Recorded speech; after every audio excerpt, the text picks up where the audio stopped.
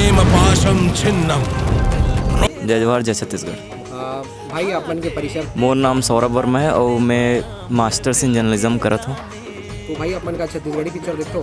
उतना नहीं देखा हूँ लेकिन कुछ कुछ देखता हूँ, जैसे कि आखिरी बार आ रही से दस्तावेज सन्नी भैया के, और अभी एक मूवी आते है बली करके, हाँ। वो देखे के प्लान है, अभी ट्रेलर देखे हूँ मैं, अच्छा है।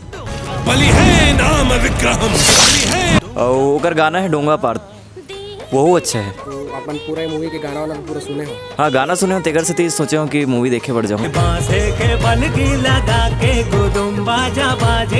अच्छा है, थोड़ा हॉरर टाइप के है। तो आप मतलब कौन से तारीख के इंतजार है मूवी देखे पर जाएगा?